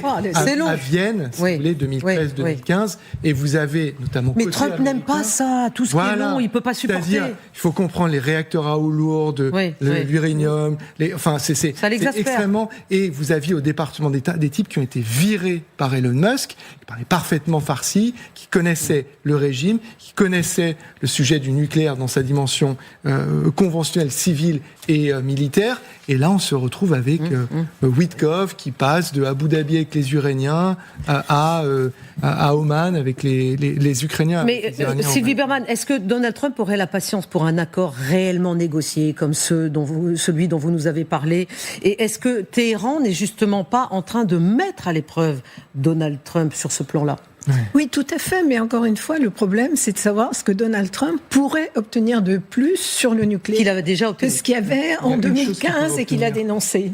C'est que, en fait, le JCPOA, il avait ce qu'on appelle en anglais des sunset clauses. C'est-à-dire que le JCPOA, il avait une date de péremption. Et c'est pour ça qu'il y a eu le snapback en octobre dernier. Donc les Iraniens pourraient lui dire, vous savez quoi? Nous, si vous nous laissez à 3,67, on vous donne 367, là vous nous parlez chinois, Gallagher. C'est le degré d'enrichissement. Voilà. Si on reste sous la barre des 3,67, on vous donne 50 ans. Il a impérativement besoin de quelque chose, parce qu'il ne peut pas revenir au JCPOA d'Obama, dont il a dit que c'est le pire accord jamais négocié. En tout cas, à propos des missiles balistiques, parce que vous avez entendu, Benoît Billon, que le diplomate chevronné disait laisser un petit peu la porte ouverte concernant le nucléaire, mais alors pas du tout concernant les missiles balistiques. Là, la porte est complètement fermée. Eh bien, on a appris que mercredi prochain, le Premier ministre israélien, Benjamin Netanyahou, va rencontrer Donald Trump à la Maison-Blanche sur le thème, bien évidemment, de ces négociations avec l'Iran. Il y a de nombreuses personnes haut placées israéliennes qui sont allées justement faire le siège de la Maison-Blanche dans les derniers jours. Maintenant, c'est au tour du Premier ministre. Et ce serait donc cette rencontre à la demande du Premier ministre israélien, qui poursuit donc finalement sa pression, sans doute, sur Donald Trump pour obtenir des frappes. Oui, alors dans ce que dit le ministre des Affaires étrangères iranien, il y a un élément tout à fait important. Il dit le balistique, ça ne concerne pas des puissances extérieures, c'est une affaire régionale. Sous-entendu, c'est entre nous et les Israéliens. Et laissez-nous, parce qu'en réalité, la capacité balistique iranienne, conventionnelle, pas nucléaire, c'est la dissuasion de Téhéran face à de possibles frappes israéliennes. Donc ça, ils ne peuvent pas y renoncer sans renoncer à l'équilibre des forces dans la région entre eux et les Israéliens. Les Israéliens, évidemment, essayent, eux, de pousser les Américains à remettre le balistique sur la table et éventuellement à frapper les capacités balistiques iraniennes pour rétablir un rapport de force favorable pour Israël. Donc, chacun joue sa partition. C'est pas une négociation. Alors, c'est évidemment très. J'ai l'impression qu'il n'y a plus jamais de négociations qui sont des vraies négociations maintenant. En fait, c'est pas ça. C'est qu'il y a plusieurs acteurs en parallèle qui ont chacun des intérêts qui ne sont pas exactement les mêmes. L'intérêt israélien n'est pas exactement l'intérêt américain. Et l'intérêt iranien est différent selon s'il parle à Washington ou s'il parle, enfin il parle pas d'ailleurs, mais selon s'il s'adresse à Tel Aviv par interview télévisée interposée. Donc le balistique, c'est une question militaire entre les Iraniens et les Israéliens. Les Américains ont tenté de mettre le balistique sur la table, mais Trump semble prêt pour avoir un accord à ne pas accéder aux demandes israéliennes. Oui, mais justement, Général Richoux, est-ce que la possibilité d'une frappe américaine est plus élevée, justement parce que les Israéliens incitent Donald Trump à le faire ? Alors, est-ce que les Israéliens insistent pour qu'ils le fassent ? Moi, je pense que les Israéliens sont quand même assez prudents sur cette affaire-là. Moi, je ne suis pas persuadé qu'il y ait... Pas sûr. Qu'il y a une... Enfin, prudent. Immédiatement... Je pense qu'ils incitent, effectivement. Alors, voilà. Parce que c'est dans leur intérêt. Israël veut que ses stocks de munitions soient complets pour pouvoir... c'est pour ça qu'Israël avait, au contraire, demandé à ce qu'il n'y ait pas de frappe trop rapide. Il temporise, parce qu'on se rappelle que pendant les frappes de juin, eh bien, à la fin de ces frappes, Israël avait du mal à arrêter les coups. Il y a un certain nombre de missiles qui sont passés parce qu'ils commençaient à épuiser leur stock et que ça devenait assez compliqué. Ça, c'est normal, vous savez très bien que... Bien sûr, mais ils vont être heurtés au même problème. Donc, je veux dire, Israël, à mon avis, n'est pas tout à fait prêt à cette guerre-là pour le moment et doit véritablement blinder absolument toute sa logistique pour avoir une bulle sol-air absolument étanche si jamais il se passe quelque chose. Parce que c'est eux qui vont prendre en premier. Évidemment. Je vais bombarder les bases américaines. Moi, je suis persuadé que Israël prendra en premier. Didier Djadi, sur ce sujet. Israël est menacé par le régime iranien, le régime islamiste en Iran. Et donc, la question des missiles, c'est une question essentielle pour Israël. C'est parce que cela est associé également à la question du nucléaire. Pourquoi on cherche effectivement du nucléaire enrichi ? C'est parce qu'il y a également des missiles pour frapper également des Israéliens également. Donc, un autre point, Monsieur Adarchi, il dit des mensonges quand il dit nous avons des activités nucléaires mais civiles. À quoi ça sert quand l'uranium est enrichi à 60%? Donc, effectivement, il y a un objectif clair qui est militaire pour atteindre le niveau qui est de 90% afin de pouvoir fabriquer, effectivement, sa bombe chiite, si vous voulez, là. Donc, c'est une évidence. Il faut pas tomber dans la manipulation, donc, de ce régime-là. Le régime, y compris, malheureusement, je pense qu'il est en train de manipuler également des Américains, si vous voulez, avec tout ce qu'il a fait jusqu'à maintenant. Et également, les Israéliens, ils pensent qu'effectivement, ils doivent absolument exercer une pression sur, disons, les Américains et le peuple iranien. N'oublions jamais, le peuple iranien, dans leur grande majorité, souhaite à ce qu'il y ait des frappes ciblées, si vous voulez. Parce que les mains nues on ne peut rien faire. Ou bien... Le peuple iranien n'est pas armé, c'est ce que vous êtes en train de dire. Absolument. Les mains nues, on ne peut rien faire. Ou bien il faut que le peuple iranien envisage effectivement la guerre civile, disons, pendant une longue période. Ou bien le moteur, c'est la société iranienne, la lutte du peuple iranien, mais également des frappes qui peuvent les aider pour pouvoir affaiblir complètement ce régime barbare et afin d'aller vers la liberté. La liberté en Iran, c'est dans l'intérêt de tous. Signe que des alliés des Américains s'inquiètent de la situation, la Grande-Bretagne a déployé des avions de chasse sur une base de Chypre. 6 F-35B ont quitté la Grande-Bretagne hier et sont arrivés officiellement pour sécuriser cette base à Chypre, Général Richoux. La sécurité de cette base est constamment réévaluée, c'est le jeu, si je puis dire. Mais ça, c'est pas pour sécuriser la base. Ces 635B, ils seront là si jamais il y a une attaque aérienne, car ce sont eux qui intercepteront les drones, si jamais, comme ils l'ont déjà fait, lorsqu'ils attaquent Tel Aviv ou une autre ville. Donc ils viennent pour ça. Ah ben je pense qu'ils viennent pour ça. Nous on est intervenu avec des Rafales qui sont en Jordanie. Vous voulez dire en juin 25 En 2025. Oui. En juin 2025. Eux, à ma connaissance, ils ont déjà décollé de Chypre et donc les drones, ils se dégomment d'abord avec des avions parce qu'on balance pas un Patriote sur un. Donc c'est en prévision d'éventuelles frappes. Je pense que c'est en prévision d'éventuelles frappes, mais beaucoup plus de manière défensive pour permettre en cas dans les mesures de rétorsion, dans les frappes de rétorsion que pourrait envoyer l'Iran. On rappelle qu'ils ont quand même 2000 missiles, ils produisent des Shahed en série, et donc on a vu en juin, que quand ça arrive, ça sature l'espace aérien et que les Israéliens, même les Israéliens, ne sont pas capables de tout arrêter. Oui. C'est ça.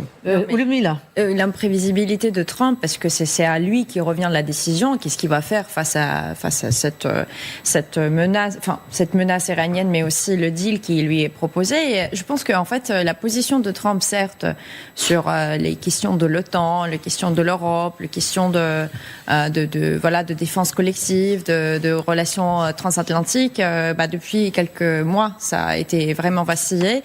Aujourd'hui, une décision qui serait menaçante pas que pour la région effectivement Moyen-Orient, mais aussi, ça a des retentissements tout de suite sur l'Europe. Vous imaginez, déjà Trump, il n'arrive pas à gérer Poutine, il va pas arriver à gérer le régime iranien si jamais ça commence à exploser. Et là, on est vraiment dans une situation. Moi, je vois que ça, c'est comme une vraie.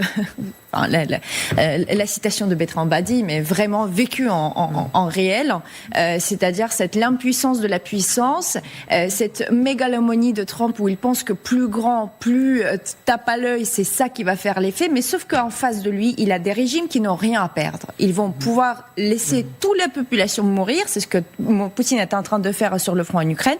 Malheureusement, les régimes iraniens, il peut sacrifier la population face à ça. Et les Américains n'ont pas les mêmes valeurs, en fait, qui va être rajoutée. C'est-à-dire qu'on ne peut pas, aujourd'hui, c'est ce que Trump a dit, pas d'Américains au sol en Europe. No boots on the ground, c'est Pourquoi ? ça. Parce qu'ils ne veulent pas des morts. Ok. Bon, la capacité. Ils ne veulent pas prendre ce risque, Ludmilla. Exactement. La guerre, c'est un risque. La guerre, c'est un risque. Humaines, mais évidemment. L'Occident qui n'est pas capable de prendre ce risque-là, pourtant il est menacé, pourtant la guerre, elle est déjà là.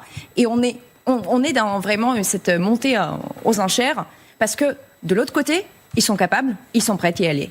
Nous, on essaye de vraiment minimiser le risque. Est-ce que ça joue ? Est-ce que ça fait, en effet ? De ce point de vue-là, c'est assez asymétrique, en plus, vous avez raison, même psychologiquement parlant. Il y a eu également... Le peuple iranien est très solidaire avec le peuple d'Ukraine également. Il souffre du régime. Nous avons les mêmes ennemis, c'est-à-dire à la fois Khamenei, mais également Poutine également. Parce qu'il soutient le régime iranien, d'où il vient, tous ces soutiens aussi. Tout à fait solidaire avec vous.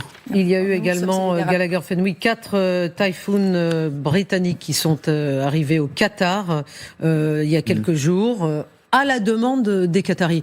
Donc dans la région, on se protège. Non, bien sûr. Et quand on dit que Israël se sent évidemment préoccupé par l'arsenal balistique, je peux vous dire que les Saoudiens pensent la même chose. Les Qatariens, pareil. Les Émiratis, pareil. Même les Turcs, parce que tout pays qui abrite des bases américaines peut potentiellement faire partie, aux yeux du régime, des ennemis. Dire par association, par contagion, quelque part. Par ailleurs, quand les Saoudiens disent on va pas permettre aux Américains d'utiliser notre espace aérien pour mener d'éventuelles opérations en Iran. Est-ce qu'on peut m'expliquer quel type de matériel ils ont, les Saoudiens? Je veux dire, donc tous ces pays sont quelque part entre les mains, militairement parlant, des Américains.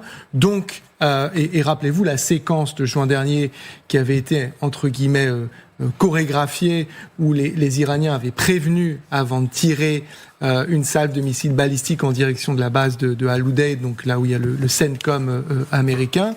Cette fois-ci, il y a fort à parier pour qu'ils ne refassent pas la même chose, c'est-à-dire qu'ils ne préviennent pas à l'avance de ce qu'ils vont faire, et donc que le résultat soit différent. Et quand vous regardez cette armada, elle a des capacités offensives, mais d'un point de vue défensif, la zone de couverture, quand vous regardez la carte des emprises américaines, la présence américaine, elle est absolument massive. Et je le répète, c'est pour ça qu'il y a autant de pays, de l'Égypte jusqu'à la Turquie, en passant par le Qatar, les Émirats, l'Arabie Saoudite et d'autres, qui disent... Qui montent au créneau, qui se préoccupent. Ne faites surtout pas ça. Qui sont en faveur de cette désescalade, ce qui est peut-être une des raisons des multiples hésitations de Donald Trump. Et on voit que les Typhoons sont des intercepteurs. Hein. Donc on est exactement dans la même logique défensive.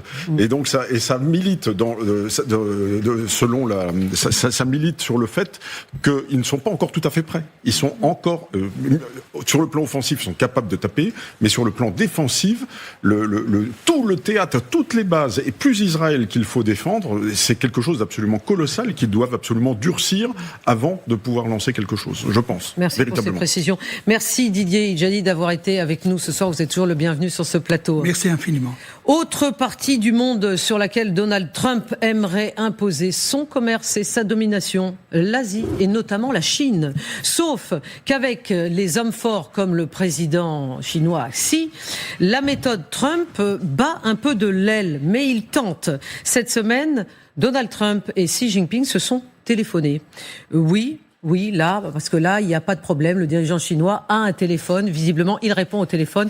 Je dis ça en référence au fait que les Américains se plaignent qu'ils ne peuvent pas joindre au téléphone le guide suprême, par exemple. Le guide suprême ne répond pas au téléphone. Et J.D. Vance dit qu'ils ont des valeurs qu'ils ne comprennent pas, effectivement. Derrière les amabilités d'usage lors de cette conversation téléphonique, c'est Xi qui a réussi à faire passer un message pas très rassurant. On va y venir tout de suite. On va demander cette lumière à Sylvie Berman. Mais le ton de Donald Trump, bien sûr, reste toujours optimiste. Qu'a-t-il dit ? Les relations avec la Chine et mes relations personnelles avec le président Xi sont excellentes et nous sommes tous deux conscients de l'importance de les maintenir ainsi. Je pense que dans les 3 prochaines années de ma présidence, les 3 prochaines années donneront lieu à de nombreux résultats positifs en ce qui concerne le président Xi et la République populaire de Chine. Sylvie Berman, vous avez écrit ce livre, L'ours et le dragon, paru chez Taillandier, Russie-Chine, histoire d'une amitié sans limite. Expliquez-nous en quoi consiste ce faux rapprochement entre Donald Trump et Xi Jinping. Donald Trump doit aller bientôt, je crois, au mois d'avril, en Chine. Tous les grands dirigeants européens se sont précipités en Chine, à commencer par Emmanuel Macron en décembre. Récemment, c'était le Premier ministre canadien. Auparavant, c'était le Premier ministre britannique, ou dans l'autre sens. Donc, le Chinois, Xi Jinping, est content. Oui, tout à fait. En fait, c'est une puissance géoéconomique qui s'est construite non pas sur les armements, même si maintenant ils sont en train de déployer les aspects militaires, mais sur cette puissance économique et commerciale. Maintenant, il y a un abcès de fixation qui a toujours été Taïwan, et en particulier avec les Américains, parce que quand la reconnaissance diplomatique a été actée, il y avait une condition, c'est la limitation des ventes d'armes à Taïwan. Et dès que les Américains prétendent vendre davantage d'armes à Taïwan, les Chinois menacent et essaient de dissuader les Américains. Maintenant, Donald Trump, il est sensible à la force et il reconnaît que Xi Jinping est une puissance presque à égalité avec la puissance américaine et il le ménage quand même. Quant aux déclarations diplomatiques, il peut à la fois insulter, mais en même temps, il est toujours très diplomate. Mais c'est la méthode Trump, toujours. Absolument. Quand il a rencontré un tel ou a eu un appel téléphonique.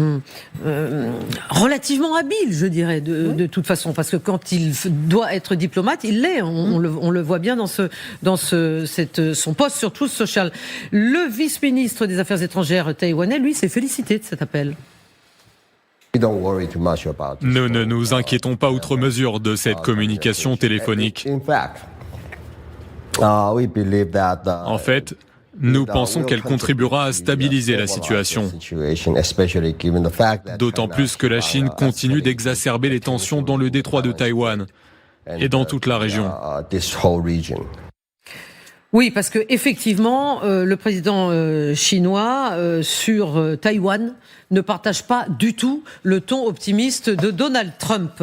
Et en décembre dernier, les États-Unis avaient d'ailleurs annoncé une vente d'armes record pour Taïwan de 11,15 milliards de dollars, ce qui avait rendu Pékin furieux. Mais le problème, si j'ai bien compris, c'est qu'aujourd'hui, Benoît Billan, il est possible qu'une nouvelle vente ait lieu d'armes américaines vis-à-vis de Taïwan et que cette nouvelle vente compromette éventuellement la visite de Donald Trump à venir en Chine. Oui, alors les ventes d'armes à Taïwan, Sylvie Berman l'a rappelé, c'est régulé. D'armes américaines à Taïwan, oui. C'est un point de contentieux récurrent entre les États-Unis et la Chine. C'est aussi un moyen pour les États-Unis de mettre la pression sur les Chinois, c'est-à-dire de bâtir aussi une position de négociation pour autre chose, qui après fait que quand ils renoncent à des ventes d'armes qu'ils n'avaient pas forcément l'intention de faire, les Chinois ont l'impression de marquer un point et ainsi de suite. Aujourd'hui, la situation pour les Américains, c'est qu'ils peuvent pas avoir tous les fers au feu en même temps. Ils peuvent pas avoir et le dossier ukrainien et le Moyen-Orient qui est sur le seuil de la guerre et une crise autour de Taïwan. Donc, les États-Unis n'ont pas intérêt aujourd'hui à se mettre à dos les Chinois. Ils ont plutôt intérêt à temporiser sur le dossier taïwanais. Et il me semble que c'est plutôt ce qui va se passer. Et c'est comme ça qu'il faut interpréter les remarques de Donald Trump sur son réseau social. Maintenant, la problématique de Taïwan pour les États-Unis, c'est que plus le temps passe, moins l'île est défendable militairement pour la puissance américaine et encore plus pour les Taïwanais eux-mêmes qui se retrouvent en fait face à une équation. Alors c'est très compliqué pour les Chinois de débarquer à Taïwan, mais en même temps c'est extrêmement compliqué pour les Taïwanais de défendre leur île, en particulier dans le scénario d'un blocus chinois. Et donc il y a cet équilibre militaire glisse inexorablement en faveur de la Chine continentale. Mais j'ai lu quelque part qu'il y avait eu, je crois récemment, justement, Général Richoud, des exercices militaires chinois autour de Taïwan à tir réel. Ils en font tout le temps, non, mais justement pour montrer leur prééminence. Bien sûr, ils en font tout le temps, mais avant qu'ils débarquent sur Taïwan, à mon avis, ça sera pas facile. Ah, mais c'est pas encore mûr, parce que vous n'avez que d'abord 150 km. Je rappelle qu'avec 150 km, ils ont aujourd'hui un missile naval va à 250 km, c'est-à-dire qu'on peut tirer de Taïwan quasiment dans les ports chinois. Ensuite, le détroit, il est 250 km, il y a des courants très très violents, il n'est pas accessible une partie de l'année. Et ensuite, rappelons que Taïwan, c'est une île, mais c'est aussi une montagne, et qu'il y a moins de 10 plages qui seraient favorables à un débarquement. Et ensuite, quand vous avez un débarquement, il faut être capable de faire une tête de pont, il faut être capable d'élargir la tête de pont, et puis après, il faut être capable d'aller dans la montagne, et puis d'aller prendre Taipei, etc. Donc, c'est extrêmement compliqué sur le plan militaire à prendre. Il faudrait une armada colossale. Ensuite, il faut être capable d'entretenir le flux logistique entre les côtes chinoises et sans se faire couler, parce que là, vous aurez la moitié des sous-marins du monde qui vont être concentrés à un moment donné. Donc, à mon avis, ça n'est pas fait. Il y a beaucoup de gesticulations, mais je ne pense pas que la Chine ait renoncé, bien entendu, à prendre Taïwan, même si ces prétentions... rappelons quand même que Taïwan n'a jamais appartenu à la République populaire de Chine. Jamais, absolument jamais. Ça, jamais. C'était à la Chine impériale, mais à ce moment-là, la Finlande et la Pologne appartenaient à la Russie impériale. Oui, non, mais là vous ne pouvez pas... Général Richoud, vous ne pouvez pas challenger Sylvie Berman là-dessus. Voilà. Donc ça n'a jamais appartenu... Ça, c'est un fait. Ça n'a jamais appartenu à la Chine communiste. C'est un fait. Bien sûr que non, puisque Chiang Kai-shek s'est enfui, était un traître, et est parti avec tout le trésor chinois. Et ben voilà.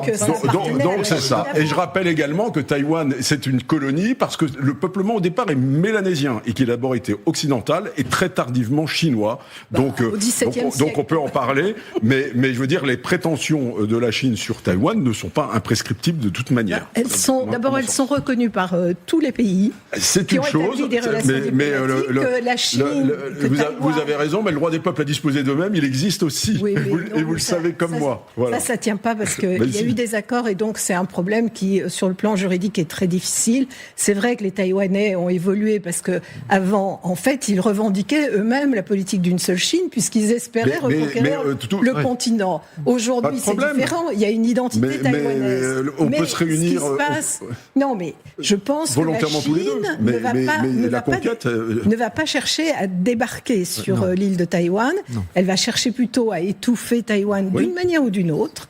Ça peut être économique, pas nécessairement militairement. Ça peut être éventuellement un blocus.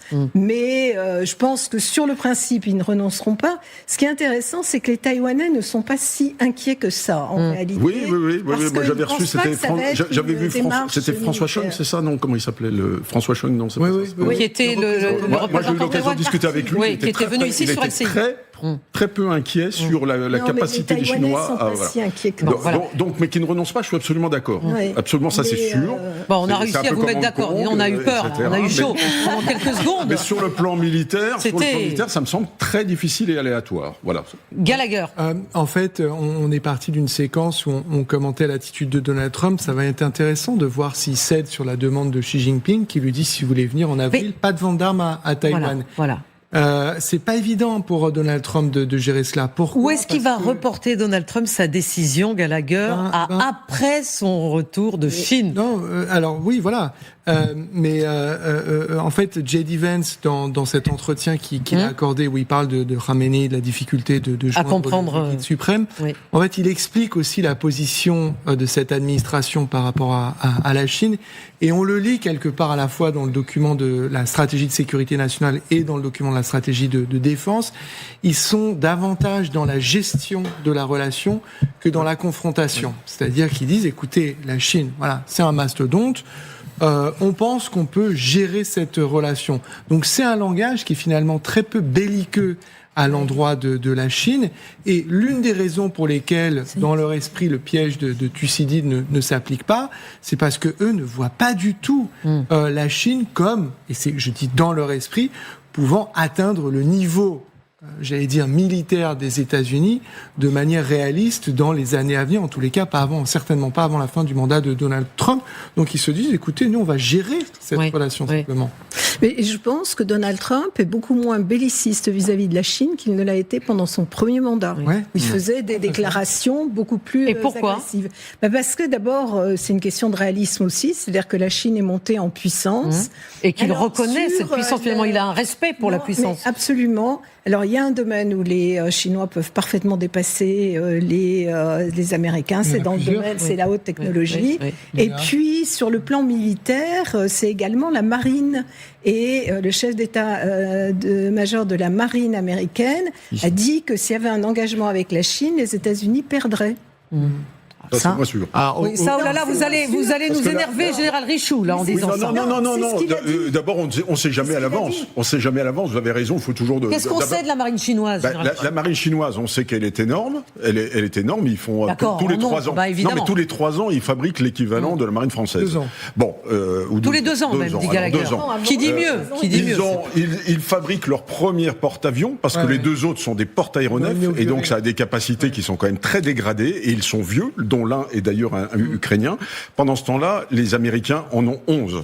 D'autre part, la marine chinoise n'a aucune expérience opérationnelle. Elle n'a jamais combattu avec des porte-avions, et croyez-moi, les maîtres du porte-avions, pour le moment, ce sont quand même les Américains, depuis la Deuxième Guerre mondiale. Eux, ils savent se battre, ce sont des gens qui ont une culture et une stratégie navale. Alors, peut-être qu'ils seront bons, mais on ne sait pas ce que vaut la marine. Pour livrer une bataille navale dans le Pacifique, les Américains et les Chinois sont à égalité. La dernière fois que les États-Unis ont mené une bataille aéronavale dans le Pacifique, c'était en 1945. Oui. Ça fait quand même un moment. Oui, mais ils ont des porte-avions, ils savent les utiliser. Mais là, ce qui se passe au large de l'Iran, c'est pas inintéressant. Les États-Unis aujourd'hui peuvent déployer un porte-avions au large de l'Iran. Pourquoi ? Parce qu'avec 11 porte-avions, ils en ont à peine 3 en permanence à la mer et ils sont éclatés sur tous les océans du globe. La problématique de la Chine et des États-Unis, elle est très différente. Les États-Unis sont confrontés à une puissance qui doit rayonner sur le monde entier.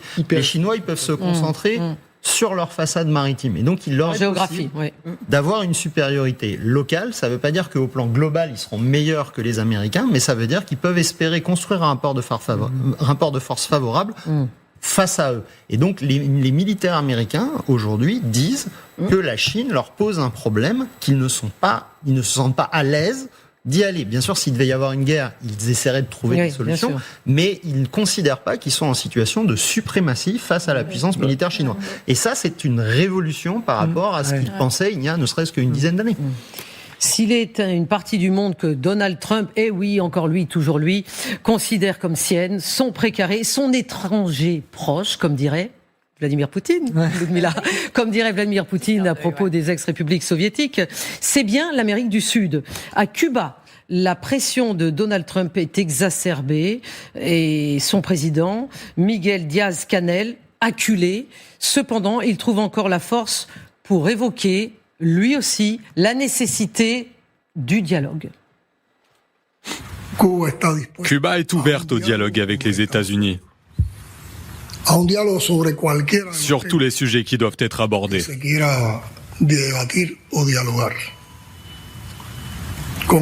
Dans quelles conditions ? Sans pression. Sous la pression, aucun dialogue n'est possible. Et sans conditions préalables. Sur la base de l'égalité et du respect de notre souveraineté, de notre indépendance et de notre autodétermination. Gallagher Fenwick, ce président cubain, on le sent ce sont des propos forts qu'il est en train de prononcer là, parce qu'il ne veut pas, il est prêt au dialogue, mais dans le respect et sans ingérence. Et en fait, ce que Donald Trump fait en permanence, c'est de l'ingérence. Il n'est pas le seul à en faire, surtout à l'heure actuelle. Surtout aujourd'hui, oui. Ouais, les activités qu'on commente. Mais pauvre peuple cubain, qui est un peuple vraiment absolument magnifique, très éduqué, et qui vit dans un pays prison dont il ne peut pas sortir dans des conditions extrêmement difficiles.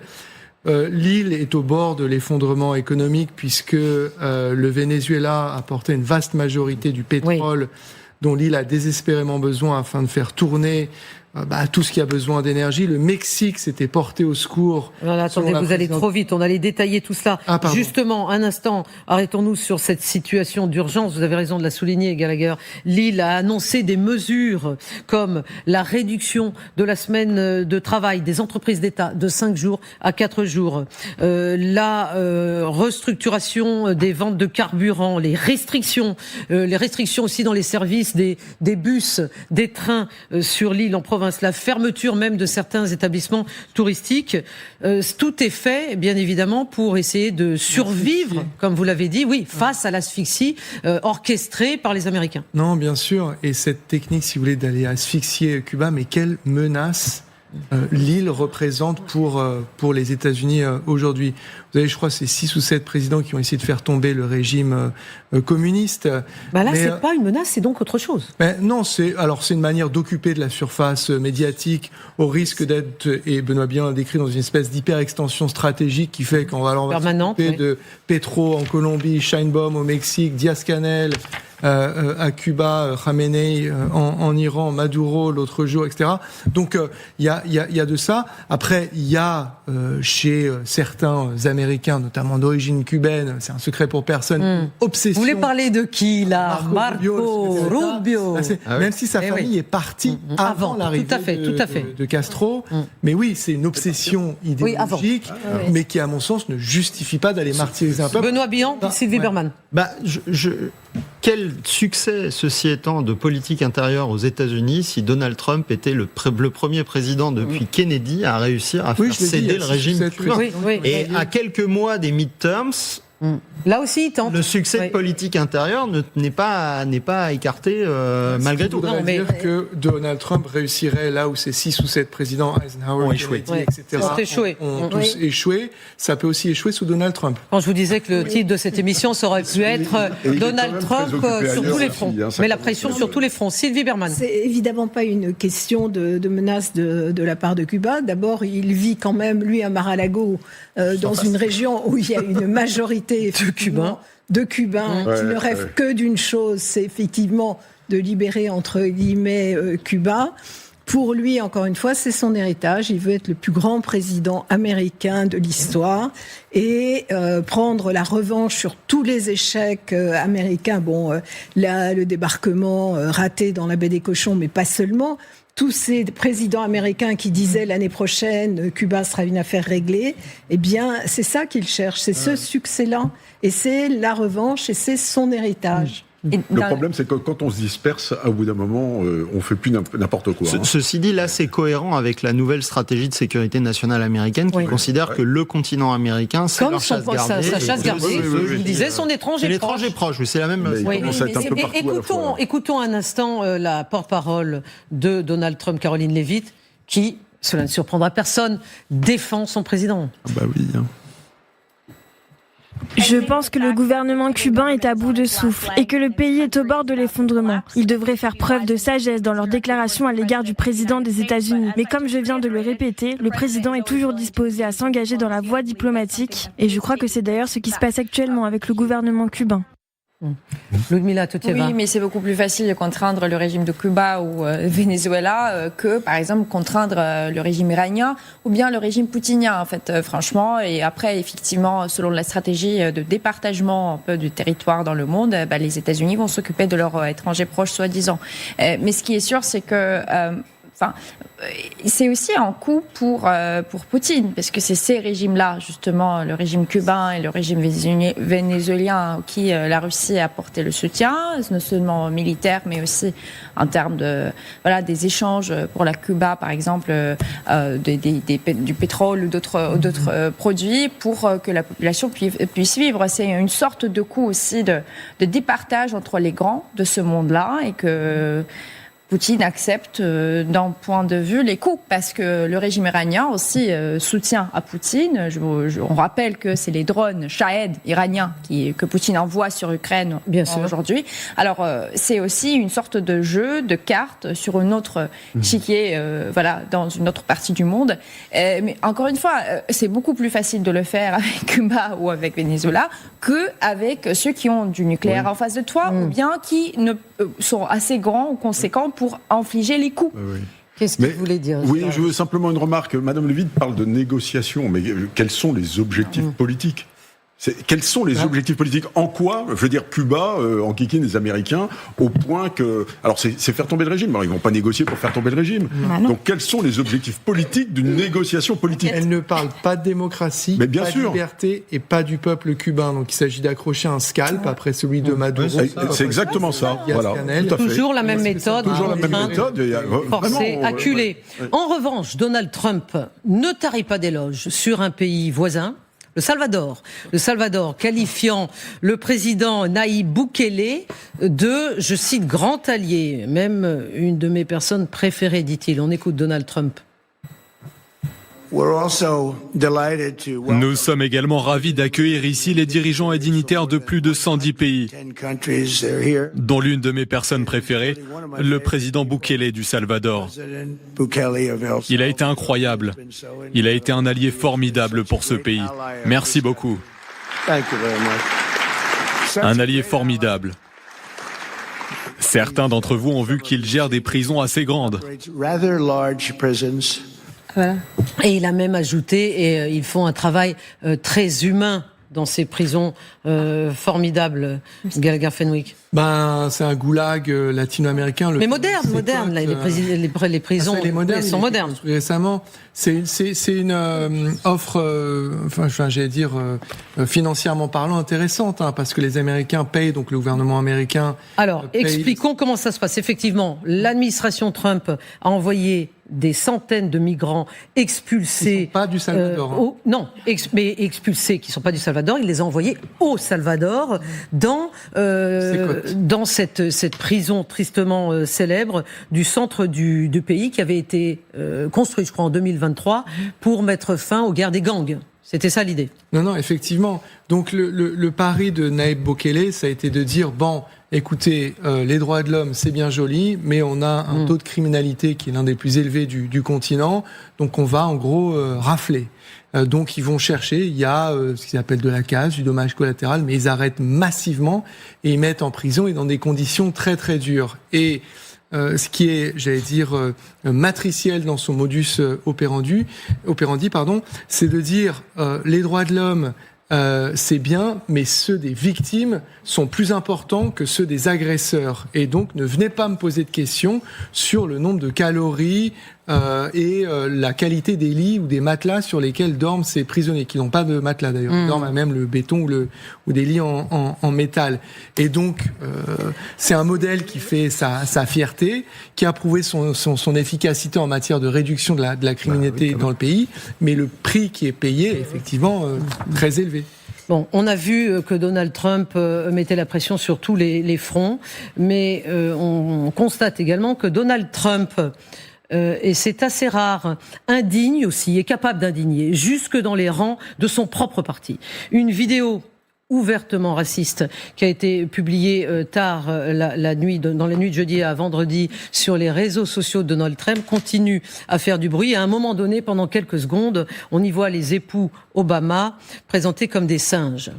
Mais lui, Donald Trump, insiste, il l'a dit, voici ce qu'il a dit à bord d'Air Force One. Je n'ai pas fait d'erreur. Je regarde des milliers de choses et j'ai regardé le début de la vidéo. Tout allait bien. Je n'ai pas regardé l'ensemble de la vidéo. Et je suppose qu'à la fin, il y avait une image que les gens n'ont pas appréciée. Je n'aurais pas aimé non plus. Nous l'avons retirée dès que nous l'avons découvert. Aucun remords, Sylvie Berman, de la part de Donald Trump. Non, mais de toute façon, Donald Trump ne peut jamais se dédire l'erreur une faute. Jamais, en aucun cas. Donc il trouve un prétexte en disant j'ai vu le début, c'était le roi lion, donc j'ai cru que tout allait bien. Et dès qu'on a vu qu'il y avait un problème, je l'ai retiré. Ce qui se passe, c'est que ça a indigné quand même un grand nombre de personnes, y compris dans son propre camp, et qu'il a compris qu'il ne pouvait pas le laisser. Alors, ce qui est vraiment très intéressant là-dedans, c'est que les réseaux sociaux, l'opinion publique l'a fait reculer. Et donc, quand on dit qu'il n'y a plus de contre-pouvoir aux États-Unis, eh bien, il y a des choses quand même avec l'ICE, on l'a vu à Minneapolis, etc. Et ce genre de choses-là, il y a des éléments qui permettent, alors sûrement suffisamment, de manière imparfaite, de faire reculer Donald Trump. Il n'est pas infaillible et donc ça n'est pas encore l'homme omnipotent qu'il aimerait être aux États-Unis. Ah, vous pensez qu'il aimerait être encore plus que ça? Bon, oui, en tout cas, je partage avec vous la réaction de Tim Scott, qui est sénateur, le seul sénateur noir proche allié de Donald Trump, donc de la Caroline du Sud. Voici ce qu'il a dit. J'espère que c'est un canular, car c'est la chose la plus raciste que j'ai vue venant de cette Maison-Blanche. Le président devrait la retirer. Effectivement, il a retiré cette vidéo, Gallagher Fenwick. Mais c'est tout. C'est à minima. Plusieurs choses.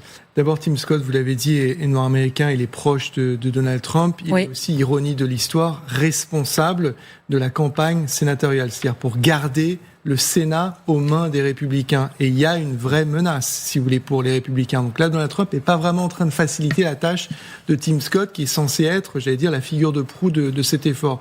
Ça, c'est pour le volet politique. Pour le volet humain, qui, à mon sens, est bien plus important, le général Richoux faisait référence au fait que Donald Trump ait reculé, ce qui est rarissime chez lui. Il lui aura fallu 12 heures, effectivement, pour retirer une vidéo, je vous cite, et vous avez raison, qui est ouvertement raciste.